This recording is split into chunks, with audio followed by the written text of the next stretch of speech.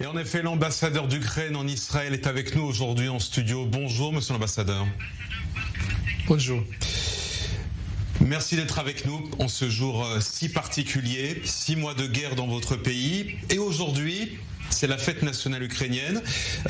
Dans un tel contexte, est-ce pour vous un jour de joie ou un jour de deuil ?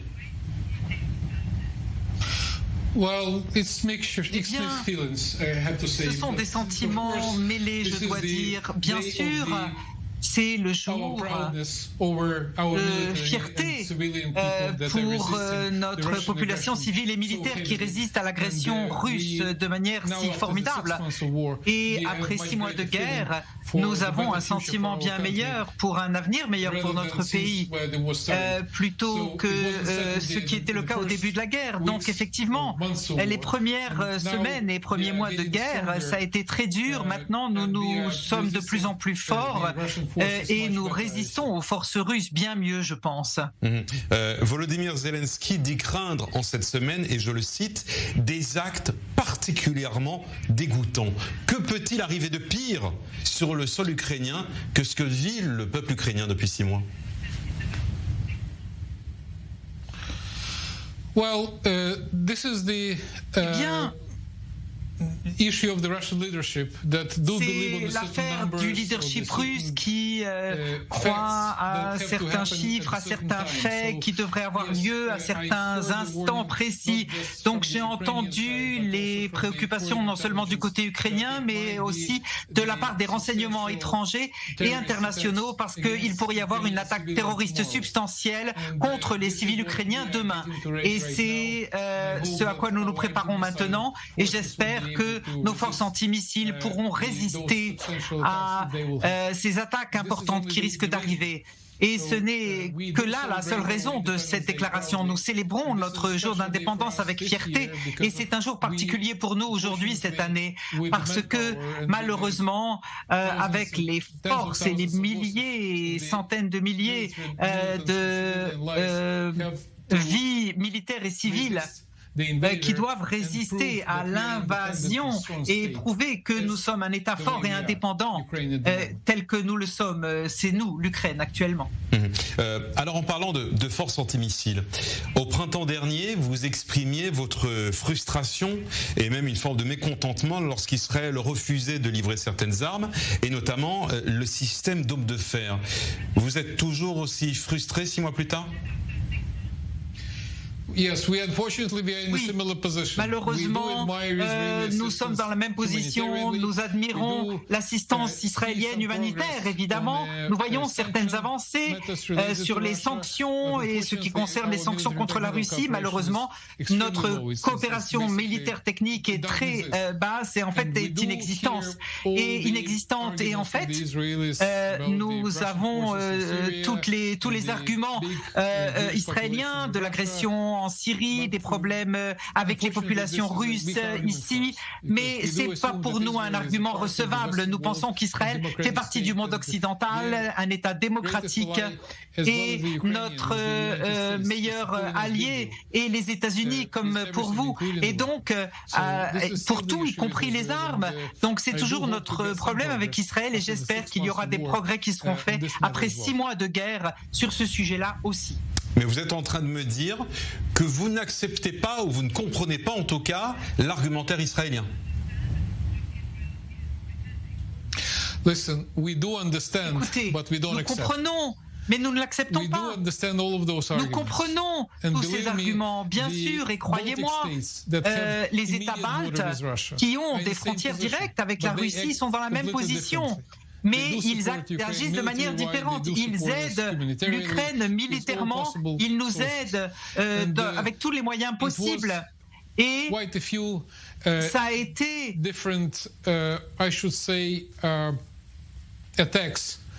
Ça a été des attaques un peu diverses et différentes contre Israël sur différents plans, au niveau diplomatique, pas seulement évidemment militaire. Monsieur Lavrov a appelé Hitler un juif. Ensuite, ils ont amené une délégation du Hamas et du Hezbollah à Moscou. Ils ont essayé de tirer contre un avion israélien au-dessus de la Syrie. Et tout cela est lié avec les problèmes de la Sornout, de l'agence juive à Moscou. Bref, croyez-le ou pas, mais ils vont fermer l'agence juive, peu importe ce que vous ferez, je vous garantis. Et comprenez bien, c'est leur manière de faire pression sur le gouvernement israélien pour éviter que vous n'aidiez l'Ukraine. C'est ça le sujet. Malheureusement, ils ont fermé toutes les ONG étrangères actuellement. Donc Israël ne fera pas exception. Et vous devez donc résister de manière adéquate et faire ce qu'il y a à faire sans trouver de faux prétextes sur ce que les Russes devraient ou ne pas faire. Et qu'ils menacent Israël ou pas. Israël est une superpuissance régionale. Alors, disons les choses comme elles le sont. Un État nucléaire, je ne pense pas qu'Israël ait vraiment peur de la Russie. Même si certains politiques utilisent cet argument, bon, ça c'est une autre question. Mais pour vous, monsieur l'ambassadeur, l'État d'Israël reste un ami de l'Ukraine ? Oui, je crois qu'Israël est un ami de l'Ukraine. Israël est un partenaire important pour nous. Israël est parfois iconique en termes de la manière de se mesurer avec les agressions extérieures et comment réagir aux agressions de l'extérieur. Alors je suis sûr que nous apprendrons beaucoup et apprenons toujours de l'expérience israélienne pour réorganiser nos forces armées. C'est ce que nous faisons actuellement. Pas seulement au niveau militaire, nous avons beaucoup de soutien et d'aide en termes d'assistance médicale, traiter des blessés ukrainiens, tout ce qui concerne même les abris. Nous avons une conférence actuellement, une conférence Zoom entre les maires des villes qui sont relativement proches des champs de bataille avec les experts israéliens qui construisent les abris pour les villes dans diverses villes en Israël afin de sauver des vies humaines contre les roquettes tirées depuis Gaza chez vous et chez nous depuis les Russes, les territoires. Donc nous sommes amis et nous espérons qu'Israël nous donnera davantage de soutien, mais c'est une autre question. Et encore une fois, je comprends les arguments en faveur et en défaveur, mais je ne peux pas les accepter. En tout cas, le message est envoyé à nouveau aujourd'hui. Entre le 24 février et aujourd'hui, l'État d'Israël a accueilli plus de 12 000 nouveaux immigrants venus d'Ukraine, qui ont en grande majorité fui la guerre. Ils vous regardent peut-être ce soir. Qu'avez-vous à leur dire ? Leur avenir est-il en Israël ou en Ukraine ? Eh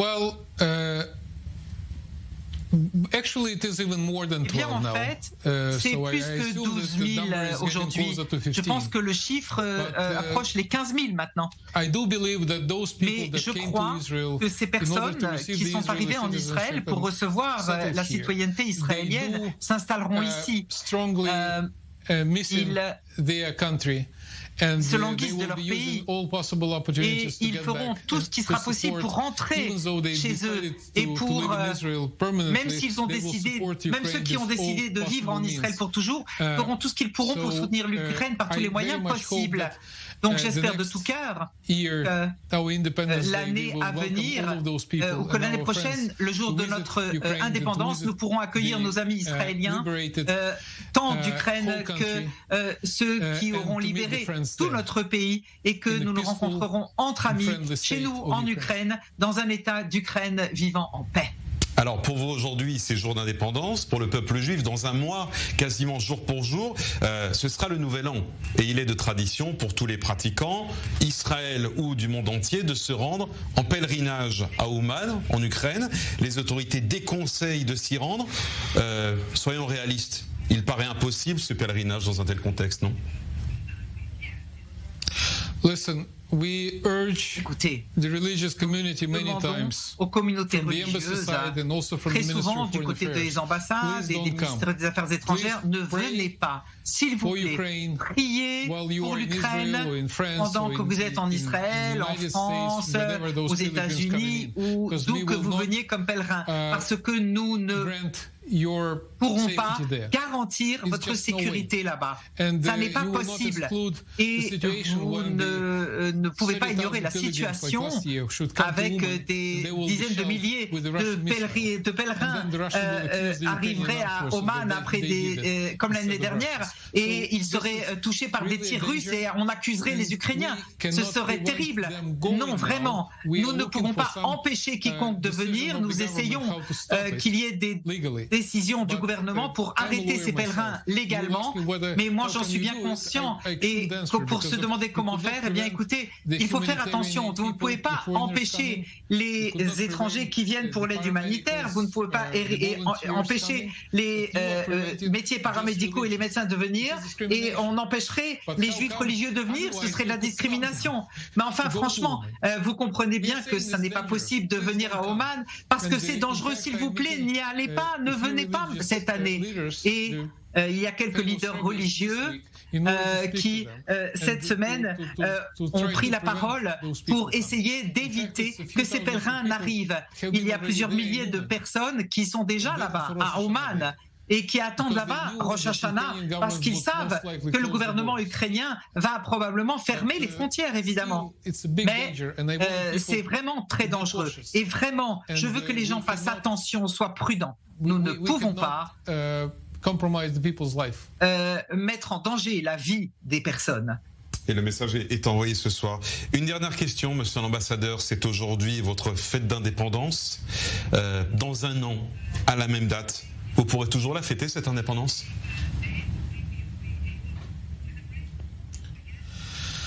Écoutez, j'espère de tout cœur, personne ne peut prévoir l'avenir quand la guerre cessera, mais vous savez, tout est possible pour nous. Les militaires sur le terrain, les civils qui soutiennent les militaires, les diplomates, tous. Nous sommes maintenant, nous nous sentons une nation forte comme jamais auparavant, unie de l'ouest à l'est et du sud au nord. L'Ukraine est unie et nous espérons que nous aurons une victoire rapide pour pouvoir célébrer le jour de l'indépendance de l'Ukraine l'an prochain, dans un pays libre et libéré, avec la Crimée, le Donbass et ces régions qui ont été occupées par les étrangers. Son Excellence l'ambassadeur d'Ukraine en Israël, merci d'avoir été avec nous aujourd'hui sur i24 News. Merci à vous.